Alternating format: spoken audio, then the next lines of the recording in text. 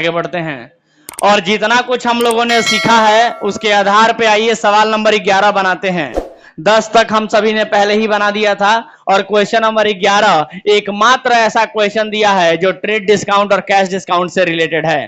तो चलिए शुरू करते हैं। क्वेश्चन नंबर 11 निकाल लीजिए सभी लोग।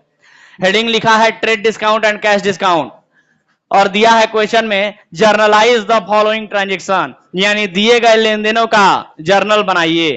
तो चलिए सभी लोग जल्दी से जर्नल का फॉर्मेट खींच लीजिए, जल्दी से जर्नल का फॉर्मेट खींचिए सभी लोग। लिखेंगे क्वेश्चन नंबर 11, हेडिंग में लिखेंगे इन द बुक्स ऑफ, आवाज बिल्कुल नहीं होना चाहिए,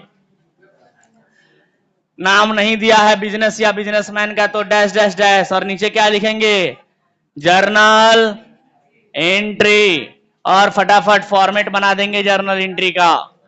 जल्दी करो, एक डेट का कॉलम हो जाएगा और उसके बाद पार्टिकुलर का, उसके बाद पार्टिकुलर के बाद LF, उसके बाद डेबिट साइड का अमाउंट और फिर क्रेडिट साइड का अमाउंट। हो गया?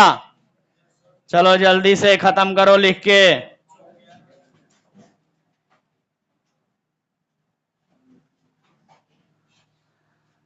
जल्दी खत्म करो लिख के।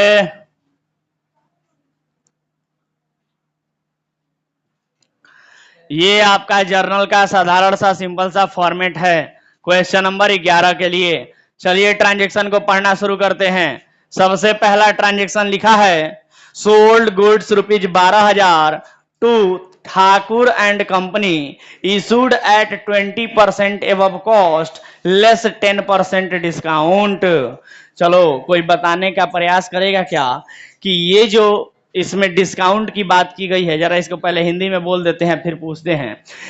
इसका अर्थ हुआ कि ठाकुर एंड कंपनी को 12,000 का माल बेचा गया 20% एबव कॉस्ट, यानी 12,000 रुपया उसका कीमत था लेकिन 20% प्रॉफिट पे बेचा गया और 10% डिस्काउंट दिया गया उसमें। ठीक है, मतलब क्लियर है? अब ध्यान से सुनना। चलो बताओ कि ये जो ट्रांजैक्शन अभी अभी हमने पढ़ा कि sold goods to Thakur and company, sold goods to Thakur and company क्या है? कैश डिस्काउंट नहीं मिलता है business to business. Sold goods to Thakur and company at 20% above cost and less 10% trade discount, यानी कि ठाकुर एंड कंपनी को 12,000 रुपए का माल 20% प्रॉफिट पे और 10% डिस्काउंट पे बेचा गया। यही है इसका अर्थ। सबसे पहले आप लोगों को हिंट के रूप में हम पूछना चाहते हैं, हिंट देने के लिए पूछना चाहते हैं कि बताइए ये नगद लेन देन है कि उधार लेन देन है? अरे बोलो ना, नगद में है कि उधार में है ये ट्रांजैक्शन? उधार में है तो कौन सा डिस्काउंट होना चाहिए? ऑफ कोर्स ट्रेड डिस्काउंट होना चाहिए सर, क्योंकि उधार लेन देन में तो कैश डिस्काउंट होता ही नहीं है। सिंपल सा लॉजिक बताना था कि सर ये लेन देन उधार में हुआ है क्योंकि नाम के बाद फॉर कैश नहीं लिखा है। इसका अर्थ हुआ कि लेन देन उधार में है और उधार लेन देन में कैश डिस्काउंट नहीं मिलता है। अरे पेमेंट करोगे तब ना कैश डिस्काउंट देंगे, उधार में बेचे हैं पैसा दे नहीं रहे हो तो कैश डिस्काउंट कहां से देंगे?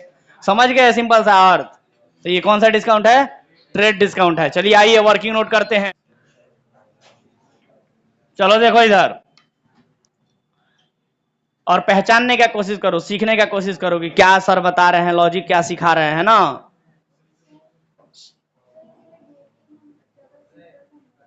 क्या कह रही हो? अच्छा डेट नहीं दिया है तो डेट के जगह पर सीरियल नंबर का कॉलम हो जाएगा। चलो लिख देते हैं, ये लो सीरियल नंबर हो गया। चलो वर्किंग नोट नंबर 1 पे आ जाते हैं। वर्किंग नोट नंबर 1 करते हैं। बताओ लिस्ट प्राइस कितना है, कोई बताएगा? अरे बोलो ना भाई, लिस्ट प्राइस नहीं, वो कॉस्ट प्राइस दिया है। कॉस्ट प्राइस यानी लागत मूल्य, जो वस्तु बेचा गया है ठाकुर एंड कंपनी को उसका लागत मूल्य कितना रुपया है? 12,000 रुपया है। उसमें ऐड यानी जोड़ा गया है क्या? प्रॉफिट कितना परसेंट? Eight the rate 20%, 20%। तो कोई बताएगा हमको 12,000 रुपया का 20% कितना होगा? जल्दी बोलो।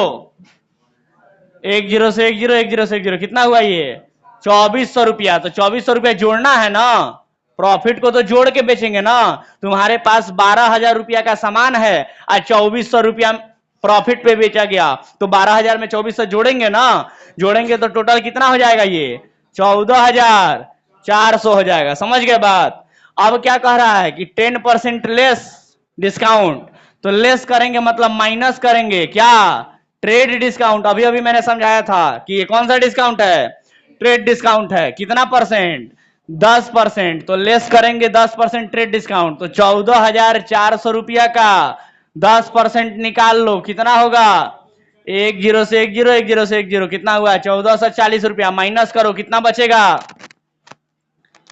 अरे बोलो ना भाई, इसी को माना जाएगा गुड सोल्ड। समझ गए बात, माल बेचा गया। बोलो, माइनस करो 14,400 में से 1440 रुपया, तो जीरो में से जीरो गया जीरो, 10 में से 4 गया 6, 3 यानी 13 में से 4 गया 9, और ये कितना बचा 3, 3 में से 1 गया 2 और 1, 12,960 रुपया। चलो लिख देते हैं। तो 12,960 रुपया का माल बेचा गया ठाकुर एंड कंपनी को। अभी अभी हमने प्रूफ किया था कि ये उधार में बेचा गया है, तो जिसको भी उधार में बेचते हैं उसका नाम लिखते हैं। तो बोलो, ठाकुर एंड कंपनी को बेचा गया है ना, तो जर्नल एंट्री बताओ, Thakur and company account, Thakur and company account, debit to, माल बेचे हैं तो सेल्स अकाउंट। डिस्काउंट को इसमें दिखाएंगे क्या, नहीं सर, अरे ट्रेड डिस्काउंट है ना, एंट्री में थोड़ी दिखेगा, एंट्री में नहीं दिखेगा, लेकिन उसका इंपैक्ट जो है वो अमाउंट पर दिखेगा। तो नरेशन लिख लेना, जो भी ट्रांजेक्शन लिखा है क्वेश्चन में वो नरेशन के रूप में लिख लेना। अमाउंट कितना लिखोगे, 12,900, 12,960 रुपया डेबिट में, 12,960 रुपया क्रेडिट में। समझ गए बात। और ये तुम्हारा हो जाएगा वर्किंग नोट नंबर 1। तो ये था तुम्हारा क्वेश्चन नंबर 12 का पहले ट्रांजेक्शन का सॉल्यूशन। कोई डाउट।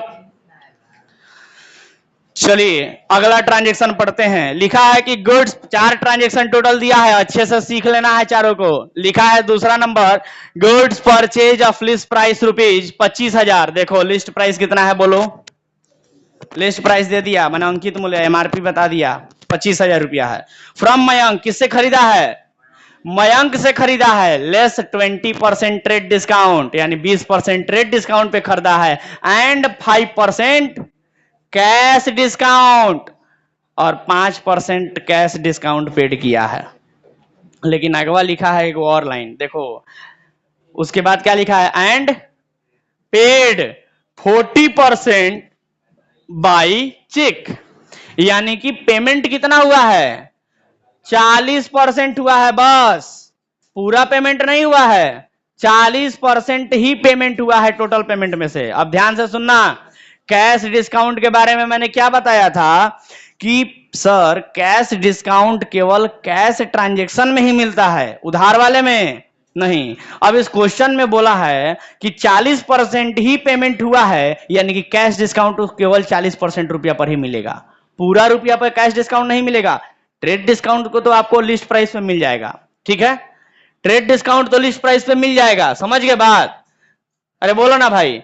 तो ट्रेड डिस्काउंट तो मिल जाएगा आपको, लेकिन जो प्राइस यहां बचेगा ना ट्रेड डिस्काउंट निकालने के बाद, उसके बाद इसका मात्र 40% निकालेंगे, और जितना रुपया आएगा केवल उतना ही पर कैश डिस्काउंट मिलेगा, बाकी पैसा पर कैश डिस्काउंट नहीं मिलेगा। आइए वर्किंग नोट करके देख लेते हैं। तो वर्किंग नोट नंबर 2 देखिए जरा गौर से। लिस्ट प्राइस कोई बताएगा कितना है, बोलो तो। लिस्ट प्राइस कितना रुपया है, 25,000, यानी अंकित मूल्य बोला है ना क्वेश्चन में 25,000 रुपया है। इसमें से लेस करेंगे, क्या लेस करेंगे, ट्रेड डिस्काउंट, कितना परसेंट, ट्रेड डिस्काउंट कितना परसेंट, 20%। तो निकालो ना इसका, 25,000 का 20% निकालो, 25,000 रुपए का 20% कितना हुआ बताओ तो, 1 जीरो से 1 जीरो, 1 जीरो से 1 जीरो, कितना हुआ ये 5,000, माइनस करो कितना बचेगा, 20,000 बचेगा ना। और इसी 20,000 को क्या माना जाएगा, गुड्स परचेज्ड माना जाएगा, माल खरीदा है इतने रुपए का ऐसा माना जाएगा, गुड्स परचेज्ड माना जाएगा ट्रेड डिस्काउंट निकालने के बाद।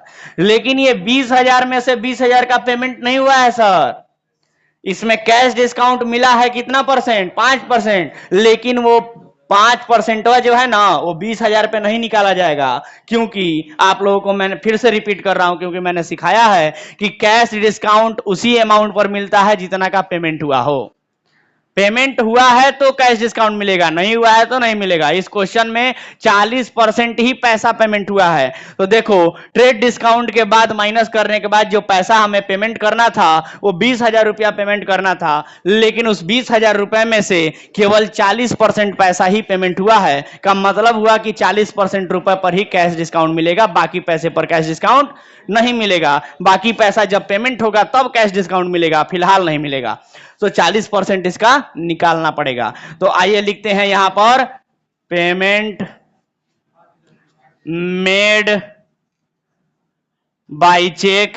चेक से पेमेंट हुआ है ना, चेक से पेमेंट हुआ है एट द रेट कितना परसेंट, 40%, यही हुआ है ना जी, एट द रेट 40%। तो निकालो 20,000 रुपया में से 40% पैसा ही पेमेंट हुआ है, तो 20,000 रुपए का 40% कितना हुआ, 10 से 10, 10 से 10, कितना आएगा ये, 8,000 रुपया का ही पेमेंट हुआ है। देख रहे हो, मतलब 20,000 रुपया पेमेंट करना था, लेकिन फिलहाल 8,000 रुपया दे रहे हैं भाई साहब।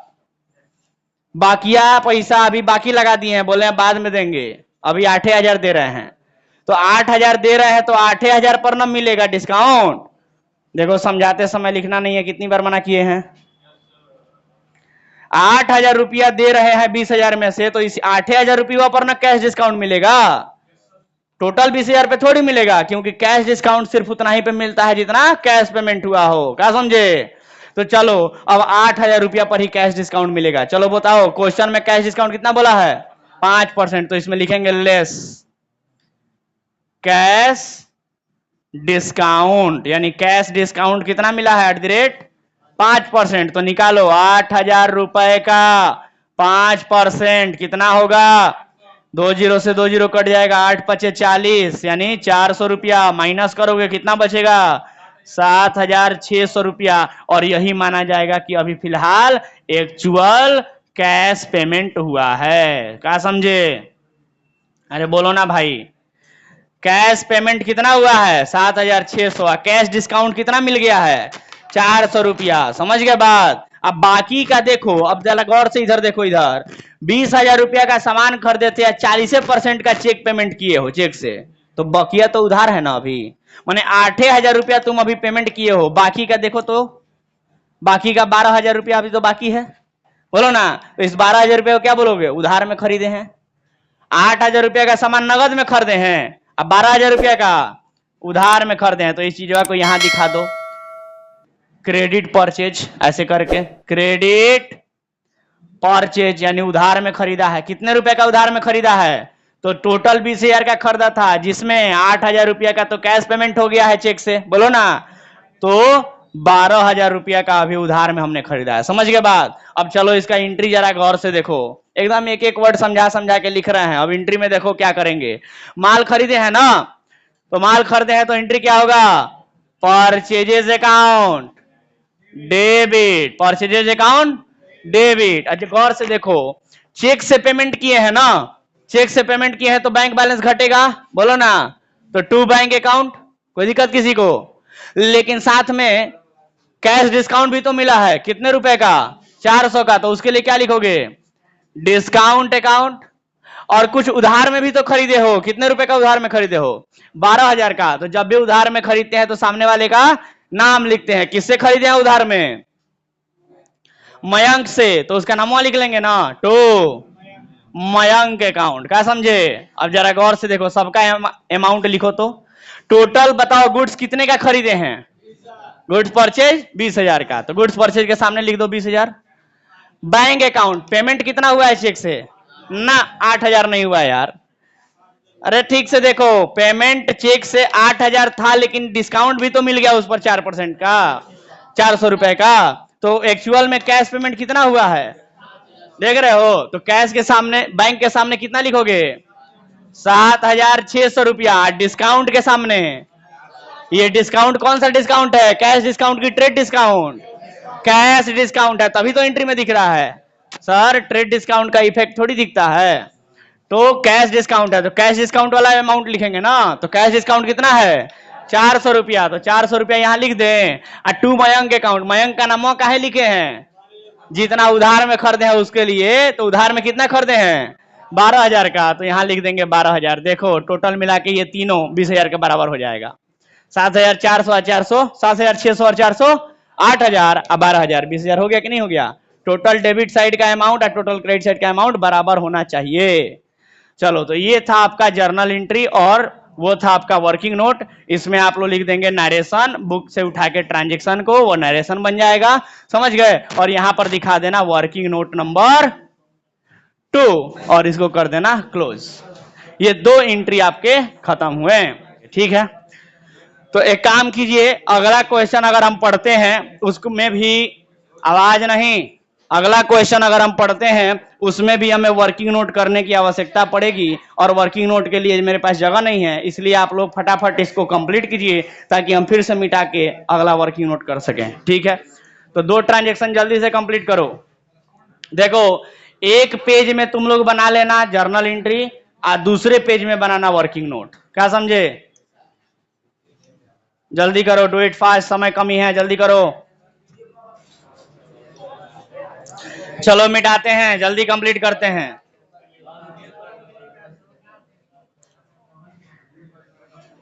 तीसरा ट्रांजेक्शन पर गौर करो सभी। थर्ड ट्रांजेक्शन पढ़ रहे हैं, तीसरा देखो उस ट्रांजेक्शन को जरा गौर से पढ़े। तीसरा ट्रांजेक्शन लिखा है, goods sold to Satya Prakash costing ₹20,000 at a profit of 20% on sales. यानी कहता है, देखो अब इसमें तुम लोग को प्रॉफिट और सेल्स पर फिर समझाना पड़ेगा। कहता है कि सत्य प्रकाश को माल बेचा गया 20,000 का, 20% प्रॉफिट ऑन सेल पे, less 10% trade discount and paid cartage of 100 rupees to be charged from the customer. मतलब कहता है कि सत्य प्रकाश को 20,000 रुपया कीमत का माल बेचा गया, लेकिन 20% प्रॉफिट जो है वो सेल पर दिया हुआ है। यहां थोड़ा सा समझने वाला बात होगा कि जो प्रॉफिट है वो कॉस्ट पर नहीं दिया है, सेल पर दिया है, लेकिन बुक में जो क्वेश्चन में प्राइस दिया है वो कॉस्ट दिया है। तो दोनों में बड़ा अंतर होता है। कीमत, कॉस्ट, जो गुड्स बेचा गया है उसका कीमत दे दिया है, कॉस्ट दे दिया है, और प्रॉफिट जो कह रहा है वो सेल प्राइस पर कह रहा है। उसके बाद लिखा है कि ट्रेड डिस्काउंट 10% है, ठीक है, ये तो निकल जाएगा। कार्टेज जो है 100 रुपया वो कस्टमर से चार्ज हो रहा है, ये भी ठीक है, कोई दिक्कत नहीं है। बस यहां पर छोटा सा वर्किंग आप लोगों को समझना होगा, जरा उसको समझिए।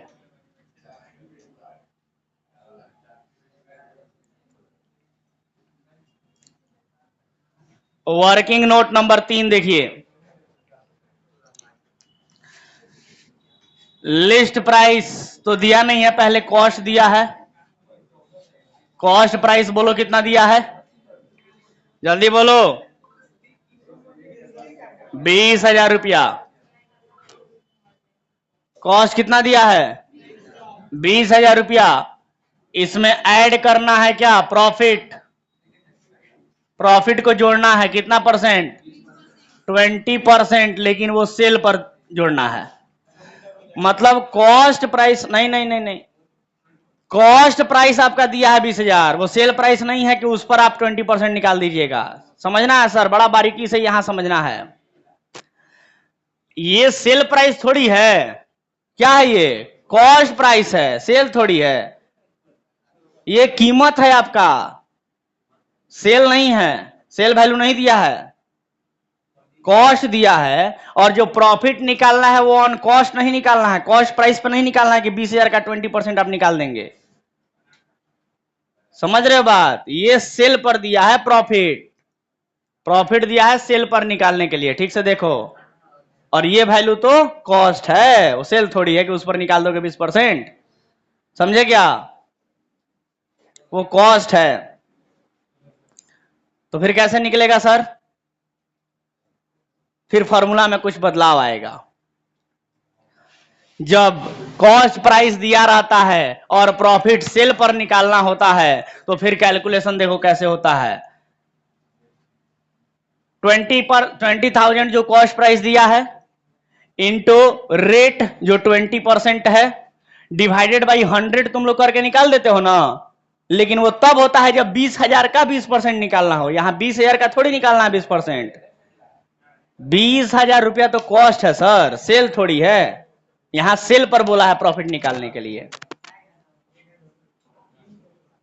तो ध्यान से सुनिएगा, एक लाइन बोलते हैं, कॉस्ट प्राइस दिया रहता है, अब प्रॉफिट जब सेल पे बोल दे निकालने के लिए तो सेल माना जाएगा आपका 100%, या कह ले तो 100 में 20% ऐड कर देने पर तब जाके सेल प्राइस आपका पता चलेगा। अगर आप इसको 100% मानते हैं और 20% का प्रॉफिट मानते हैं तो प्रॉफिट को जोड़ दिया जाएगा तो 120% हो जाएगा। का मतलब ये हुआ कि सर ये जो कॉस्ट प्राइस दिया है 20%, वो 20% लेस है, मतलब सेल वैल्यू अगर 100% आप मानते हैं तो इसको कितना मानेंगे, 20% कम मानेंगे ना। और 20% कम मानने का मतलब ये कितना हुआ, 80% माना जाएगा। तो कहते हैं कि यहां हो जाएगा, यहां पर 100 माइनस आप कर सकते हैं 20, ठीक है। ये 20% माइनस किया जाएगा तब जाके आपका ये वैल्यू निकल के आएगा कितना, तो 20,000 इंटू 20/80, और ये कितना हो गया बताइए, 20 चौके 80 और 4 से ये कट जाएगा 20×5 100, ये कितना बचा 5,000 रुपया। तो आपका प्रॉफिट निकल के आएगा 5,000। आप लोग का कितना आ रहा था, 4,000 आ रहा था, क्योंकि आप लोग 20,000 पे निकाल रहे थे। सर 20,000 कॉस्ट है लेकिन प्रॉफिट निकालना है सेल पर, ठीक है। तो ये जो कॉस्ट है ना, ये 20,000, ये 100% आप लोग मान रहे थे, लेकिन 100% मानने के बजाय क्या माना जाएगा, 20% कम माना जाएगा। तो ये आपका निकल के आया प्रॉफिट 5,000 रुपया। जब जोड़ेंगे तो इसका टोटल कीमत कितना हो जाएगा, इसका लिस्ट प्राइस बन जाएगा 25,000 रुपया, और फिर इसमें से माइनस कर दिया जाएगा ट्रेड डिस्काउंट। क्या माइनस कर दिया जाएगा, ट्रेड डिस्काउंट माइनस कर दिया जाएगा, जो कि कितना परसेंट बोला है, कितना परसेंट, 10%। तो निकाल दो 25,000 का 10% कितना हुआ, 2,500 रुपया। माइनस करोगे तो कितना बचेगा, कितना बचेगा, बोलो कितना बचेगा, 22,500 रुपया बचेगा। और कुछ दिया है क्या क्वेश्चन में, नहीं बोला है, तो इसी को मान लिया जाएगा गुड्स सोल्ड, ठीक है। क्वेश्चन में और कुछ तो बोला नहीं है। और कार्टेज बोला है 100 रुपया का, जो कस्टमर से ही चार्ज किया जाएगा। तो देखो उसको जर्नल एंट्री में दिखाएंगे, यहां पर लिखेंगे तीसरा नंबर के लिए, किसको माल बेचा गया है, नाम बोलो तो, माल किसको बेचा गया है, सत्य प्रकाश को। तो जर्नल एंट्री क्या होगा, सत्य प्रकाश अकाउंट, अरे उधार में बेचे हैं ना भाई, Satya Prakash account debit to sales account, बस एंट्री में यही लिखा जाएगा। और अमाउंट कितना होगा, देखो गुड्स सोल्ड कितने का हुआ है, 22,500 का ना, तो 22,500 रुपया तो लिखेंगे ही लिखेंगे, लेकिन 100 रुपया का जो कार्टेज है यानी कि गाड़ी भाड़ा है उसको भी उसी 22,500 में जोड़ दिया जाएगा। तो यहां 22,600 रुपया हो जाएगा। ये 22,600 कैसे आया, तो 22,500 प्लस 100 रुपया का कार्टेज मिला के बन गया 22,600 रुपया, और ये आपका हो जाएगा वर्किंग नोट नंबर 3। और फिर आप लोग यहां पर नरेशन में बिंग करके दिखा देना, जो भी ट्रांजैक्शन लिखा हुआ है उससे पता चल जाएगा कि आपने सॉल्यूशन क्या किया है, ठीक है। अगला ट्रांजैक्शन लास्ट पढ़ते हैं, जल्दी से देखो। 80,000 रुपए का माल बेचा गया अर्जुन को फॉर कैश यानी नगद में at a profit of 25%, 25% profit पर ही was allowed 10% trade discount and 5% cash discount. बहुत ही आसान सा क्वेश्चन है, इसको जल्दी से खत्म कर लेते हैं। देखो ये तो फटाफट आप लोग बता सकते हो, जल्दी जल्दी बताओ तो। गुड्स का कितना कीमत है, गुड्स वर्किंग नोट नंबर 4 बताओ, गुड्स कॉस्ट कितना है, कॉस्ट प्राइस 80,000 है। इसमें से क्या करेंगे, ऐड कर देंगे क्या, प्रॉफिट कितना परसेंट बोला है, @ 25%।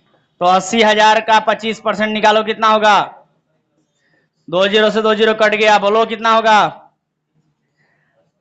20,000 रुपया आया, जोड़ दो, कितना हो गया ये 1 लाख। इसमें लेस करो क्या, ट्रेड डिस्काउंट। कितना बोला है ट्रेड डिस्काउंट? ट्रेड डिस्काउंट कितना बोला है? 10%। तो निकालो 1 लाख रुपए का 10%, कितना हुआ? 10,000। घटा दो, कितना बचा? 90,000। और क्या बोला है? Less cash discount. कितना बोला है कैश डिस्काउंट? @5%। निकालो 90,000 का 5%, आएगा 4500 रुपया। माइनस करो, कितना बचेगा? 85,000, 85,500। चलो एंट्री बताओ।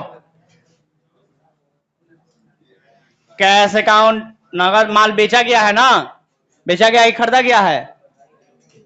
बोलो। बेचा गया है तो लिखेंगे पैसा आया है, तो कैश अकाउंट डेबिट। डिस्काउंट भी मिला है ना, कैश डिस्काउंट, तो डिस्काउंट अकाउंट डेबिट। माल बेचे हैं तो टू सेल्स अकाउंट। नरेशन लिख लेना ट्रांजेक्शन देख के। अमाउंट बताओ, पैसा कितना आया है? 85,500। कैश डिस्काउंट कितना दिए हैं? 4,500। टोटल मिला के माल कितने का बेचा गया है? 90,000 का। और ये सारा इंफॉर्मेशन कहां से आया है? तो वर्किंग नोट नंबर 4 से। That's all. इसको टोटल जोड़ के यहां पर लिख लेना और ये आपका सवाल खत्म होता है। That's it. ठीक है, जल्दी नोट करो। आज के लिए मेरे तरफ से इतना ही, मिलते हैं अगले क्लास में। तब तक के लिए टाटा बाय बाय।